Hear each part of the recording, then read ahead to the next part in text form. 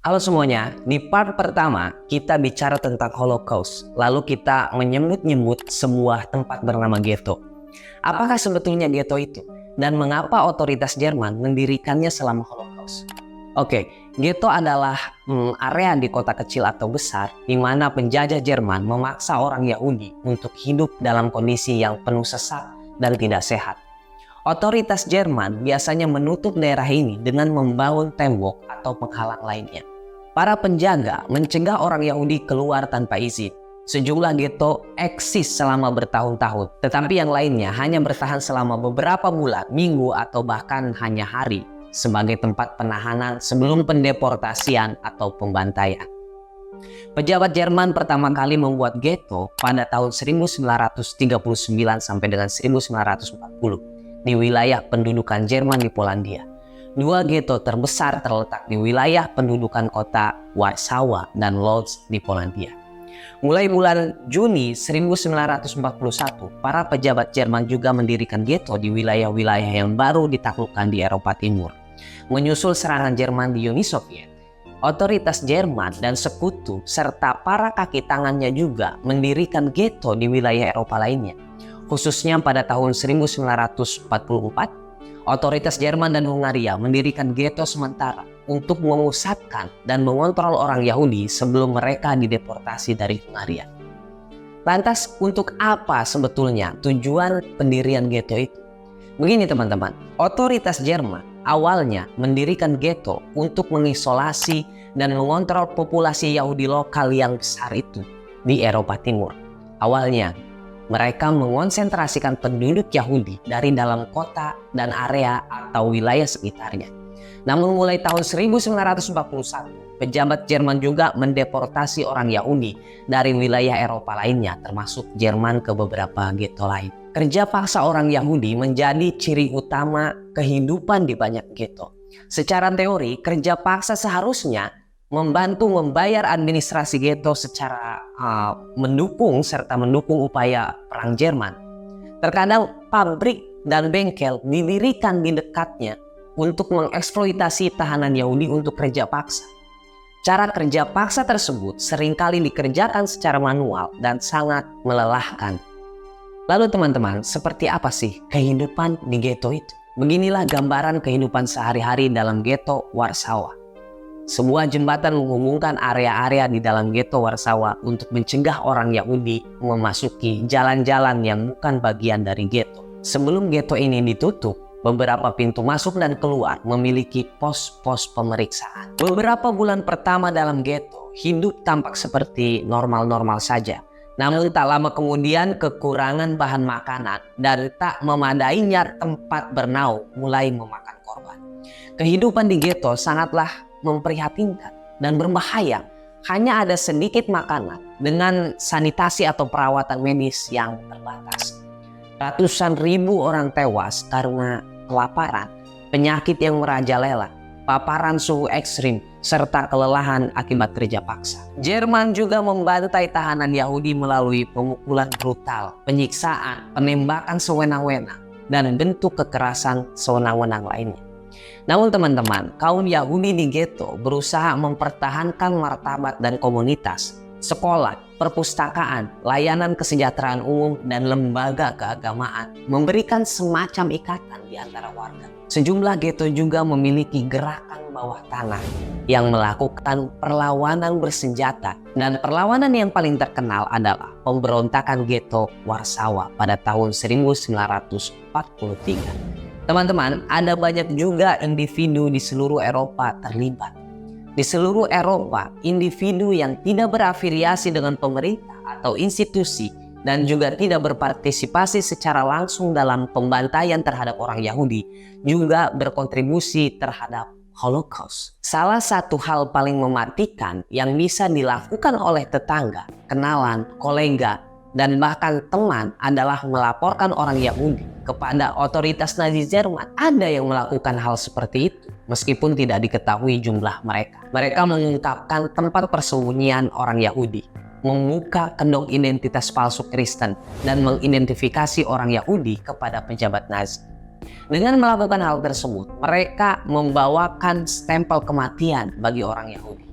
Motivasi orang-orang ini sangat beragam: ketakutan, kepentingan pribadi, keserakahan, balas dendam, antisemitisme, dan keyakinan politik dan ideologis. Orang-orang ini juga mendapatkan keuntungan dari Holocaust. Orang non-Yahudi terkadang pindah ke rumah orang Yahudi, mengambil alih bisnis milik orang Yahudi, dan mencuri harta benda dan barang berharga orang Yahudi. Ini adalah bagian dari pencurian dan penjarahan yang meluas yang menyertai genosida. Para individu paling sering berkontribusi terhadap Holocaust melalui sikap non-aksi dan ketidakpedulian mereka terhadap penderitaan tetangga Yahudi mereka. Terkadang orang-orang ini disebut pengamat. Yang ngeri-ngeri ini termasuk penyandang disabilitas, telah menjadi korban rezim Nazi sebelum Perang Dunia II. Orang Jerman yang dianggap memiliki kondisi keturunan yang tidak sehat disterilkan secara paksa. Begitu perang dimulai, kebijakan Nazi menjadi radikal. Penyandang disabilitas, terutama mereka yang tinggal di panti, dianggap sebagai beban genetik dan finansial bagi negara Jerman. Orang-orang ini menjadi sasaran pembantaian dalam program eutanasia. Rezim Nazi menerapkan tindakan ekstrim terhadap kelompok yang dianggap sebagai musuh rasial, peradaban, dan ideologis. Ini meliputi orang Roma atau Gypsy, Polandia, terutama kaum intelektual dan elit Polandia, pejabat Soviet, dan tawanan perang Soviet. Nazi melakukan pembantaian massal terhadap kelompok-kelompok ini. Selanjutnya teman-teman, Holocaust berakhir pada Mei 1945 ketika pasukan sekutu, terutama Inggris Raya, Amerika Serikat, dan Uni Soviet mengalahkan Nazi Jerman dalam Perang Dunia II. Saat pasukan sekutu bergerak melintasi Eropa dalam serangkaian serangan, mereka menyerbu kamp-kamp konsentrasi. Di sana mereka membebaskan para tahanan yang masih hidup. Banyak di antaranya adalah orang Yahudi. Sekutu juga menemukan dan membebaskan penyintas dari yang apa disebut sebagai pawai kematian. Pawai ini terdiri dari kelompok tahanan kamp konsentrasi Yahudi dan non-Yahudi yang telah dievakuasi dengan berjalan kaki di kamp-kamp di bawah penjagaan militer Nazi. Namun, pembebasan tersebut tidak membuat itu semua berakhir. Banyak penyintas Holocaust yang menghadapi ancaman antisemitisme dan pengusiran yang berkelanjutan saat mereka berusaha membangun kehidupan yang baru. Banyak yang kehilangan anggota keluarga dan banyak pula yang berusaha selama bertahun-tahun mencari orang tua, anak, dan saudara kandungnya yang hilang. Oke teman-teman, terlepas dari upaya Nazi Jerman untuk membantai semua orang Yahudi di Eropa, ada orang Yahudi yang selamat dari Holocaust. Mereka bertahan hidup dengan berbagai cara.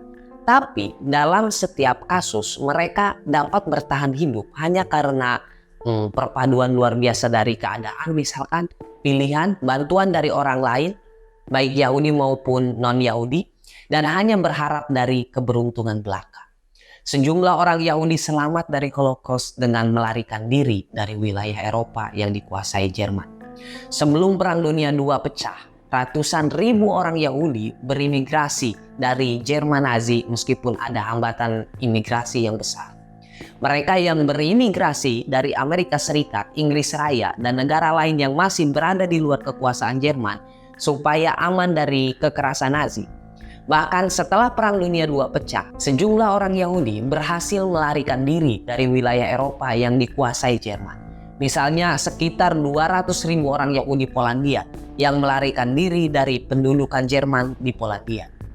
Orang-orang Yahudi ini selamat dari perang di bawah kondisi yang keras setelah otoritas Soviet mendeportasi mereka lebih jauh ke timur ke bagian dalam wilayah Uni Soviet.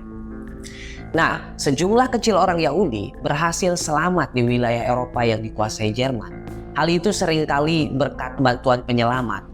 Upaya penyelamatan datang dari tindakan terpisah oleh individu hingga jaringan terorganisasi, baik kecil maupun besar. Di seluruh Eropa, ada orang non-Yahudi yang mengambil resiko besar untuk membantu tetangga, teman, dan orang-orang Yahudi untuk bertahan hidup. Misalnya mereka menemukan tempat persembunyian bagi orang Yahudi, memberikan dokumen identitas Kristen palsu untuk melindungi atau memberi mereka makanan dan pasokan. Orang Yahudi lainnya selamat sebagai anggota gerakan perlawanan partisan. Akhirnya, kendati sangat mustahil, sejumlah orang Yahudi berhasil bertahan hidup dari penjara di kamp konsentrasi ghetto dan bahkan pusat pembantaian. Teman-teman, meskipun Holocaust berakhir dengan perang, warisan teror genosida masih belum berakhir.